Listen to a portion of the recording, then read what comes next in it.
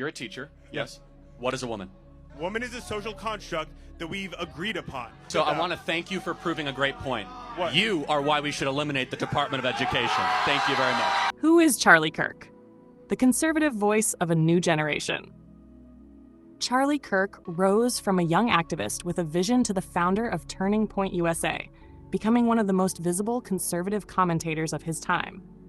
This video explores his journey from grassroots organizing to national influence and the debates that have defined his career. Kirk isn't just a political commentator. He's an organizer, a speaker, and a figure who has energized young conservatives while drawing sharp criticism from opponents. This video dives into his early rise, the growth of his movement, and the controversies that follow him.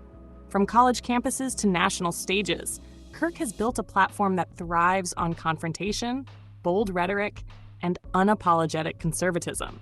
Is he the voice of a new conservative generation? A provocateur stirring division? Or both? Today we explore the life, career, and impact of Charlie Kirk, the activist who turned youth politics into a national stage. You ever watched an abortion? It is one of the... Yeah, actually I have. And I encourage every human being to watch one to know what you are fighting against. Because when you see abortion, your life will be changed. That we allow the massacre of 1.5 million babies a year under the guise of women reproductive health. We are allowing babies every single year to just say, you know, we're going to discard them. Why? Oh, they're smaller. They're not humans. You're using dehumanizing language, saying, oh, it's an embryo. No, that's a baby. Made in the image of God, deserving of protection. Welcome to Who Media, the channel where curiosity leads the way. From famous celebs and cartoon icons to legends and hidden names, we uncover the stories behind the people you know and the ones you don't. Charlie Kirk, the campus kid who became a conservative phenomenon. What does it take to go from an ordinary teenager in suburban Illinois to the face of a national youth political movement? How does one young activist build an empire and stir both admiration and controversy in the process? That's the story of Charlie Kirk. Sharp, brash, unapologetic, and undeniably influential. But who is he under the media persona? And what does his rise tell us about the era he represents? Born Charles James Kirk on October 14, 1993, in Arlington Heights, Illinois, Kirk grew up in a middle-class Christian household. His dad was an architect, and his mom worked as a mental health counselor. Two parents who valued education and civic engagement. Picture a kid in the Chicago suburbs, raised on conservative sermons, Eagle Scouts badges, and school debates. His high school years were the real start. He campaigned in local politics, fought a cafeteria price hike, and stoked a love for debate. Does that sound like the quiet teen next door, or a political seed waiting to sprout? College wasn't kind to the comfort zone. He briefly attended Harper College, but then dropped out, choosing activism over academics. At 18, with little more than conviction and energy, he co-founded Turning Point USA, TPUSA, with mentor Bill Montgomery, a Tea Party elder who ignited that spark. In 2012, TPUSA was born, a small campus group preaching free markets and limited government. But something clicked. Do you think it was a deep hunger for new voices, or the inescapable allure of youthful rebellion that helped him gain traction? Most organizations die young, especially on campus, but TPUSA didn't. Under Kirk, it grew rapidly, backed by big-name conservative donors like Foster Friess and Bruce Rauner.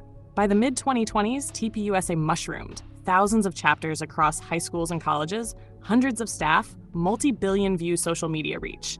Kirk wasn't just leading a group, he was building a brand. Have you ever watched something small become national, not because it was flashy, but because it promised purpose and identity to a generation? Along the way, Kirk became a media fixture. By age 22, he was the youngest speaker at the 2016 Republican National Convention and subsequently at Trump's RNC. Before long, he was on Fox News, Newsmax, The Hill, Newsweek, carving a niche as the youthful face of conservatism. His signature blend of confidence and outrage resonated with students fed up with liberal academia. But does energy win over depth? Or is depth a luxury when you're pitching to campus crowds hungry for disruption? TPUSA's tactics included students shouting slogans, deploying professor watch lists and school board watch lists, and hosting vocal on-campus events like culture war tours. These brought aggressive confrontations starring politicians alongside Kirk. Yet this activism came at a cost. TPUSA was criticized for promoting misinformation, targeting educators, and being too close to political action. Does being provocative come at the expense of nuance? Or is that how movements disrupt status quos? Kirk didn't stop there.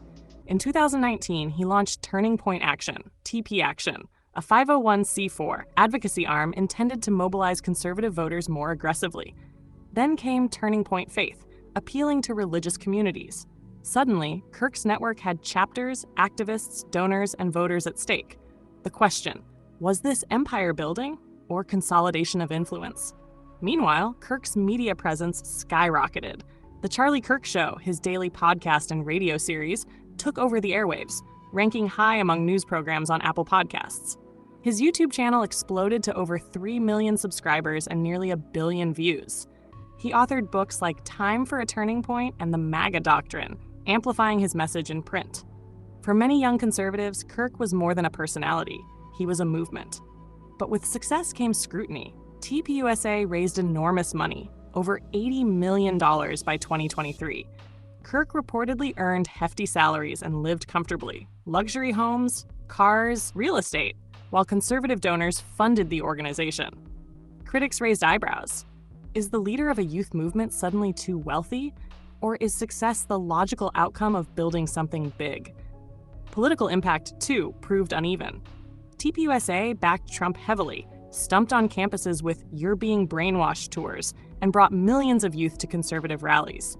Yet their track record in elections wasn't flawless. TP-backed candidates lost in pivotal races, drawing internal GOP criticism. Does turbulent success in social media always equate to real-world political gains? Plus, Kirk has become a cultural lightning rod. He challenges pastors in Dallas to mobilize congregations for Trump. He hosts delegates at TP Action Chase the Vote campaigns.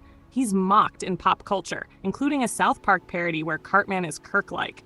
And he laughs about it. Oh my God, what makes you think you have the right to say what I do with my body? Let me ask you something. If a pregnant woman is killed and the baby dies too, why is the killer charged with a double homicide?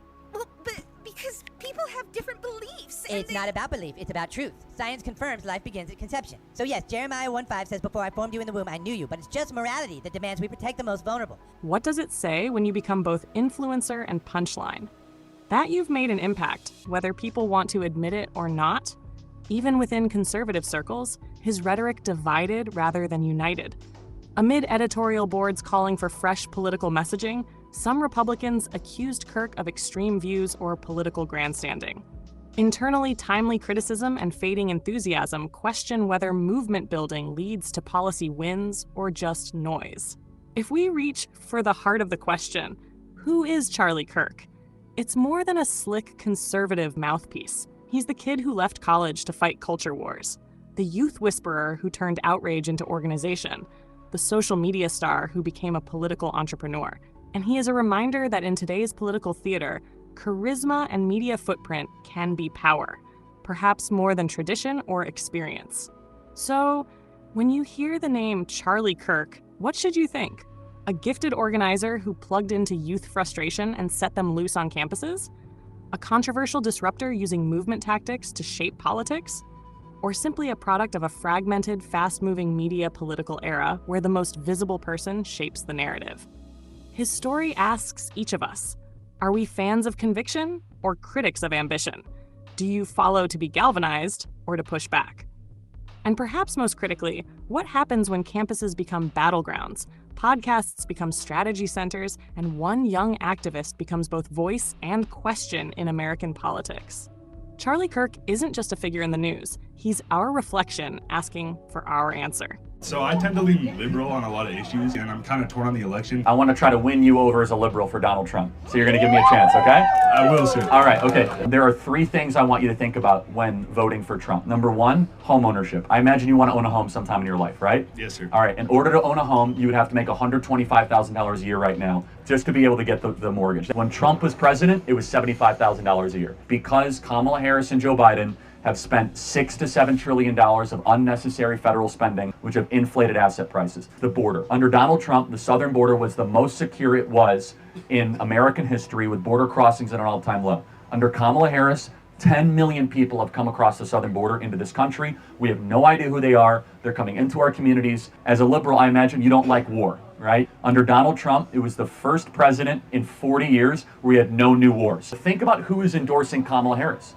Dick Cheney, Leon Panetta, Liz Cheney. These are the warmongers of 20 years ago that got us into these wars. And this is why we're seeing Bobby Kennedy, Elon Musk, Tulsi Gabbard, people that are card-carrying Democrats vote for Trump, because what's happening at the Democrat Party is it's a party of censorship, it's a party of war, a party of open borders that is against actual traditional liberal values. I agree. Thanks for watching Who Media. We hope you had fun learning something new today. Don't forget to like, subscribe, and tap the bell so you never miss a story. Want to see more cool videos? Head over to our channel and start exploring. So I've been to Israel many times. The whole country's a fortress. When I first heard this story, I still had the same gut instinct that I did initially. I find this very hard to believe. I've been to that Gaza border. You cannot go 10 feet without running into a 19-year-old with an AR-15 or an automatic machine gun that's an IDF soldier, right? The whole country is surveilled. And so let me just kind of go through this. We don't talk about Israeli politics very often, and most Americans don't know this. The last 9 months, Israel was on the brink of civil war. It's not an exaggeration. This judicial stuff, there were hundreds of thousands of Israelis taking to the streets because Bibi Netanyahu was basically redefining the Israeli constitution. That's not an exaggeration, right? He said the judicial branch has too much power. There were protests planned this week against Netanyahu, where they anticipated tens of thousands of people to take to the streets. That's all gone, Patrick. Netanyahu now has an emergency government and a mandate to lead. I'm not willing to go so far that saying that Netanyahu knew or there was intelligence here, but I think some questions need to be asked. Was there a stand down order? Was there a stand down order? 6 hours? I don't believe it. Israel's the size of New Jersey. When I took a helicopter ride from Jerusalem to the Gaza border, it's 45 minutes. Wow. 6 hours. They're live streaming the killing of Jews. Did somebody in the government say stand down? That is a legitimate, non-conspiracy question.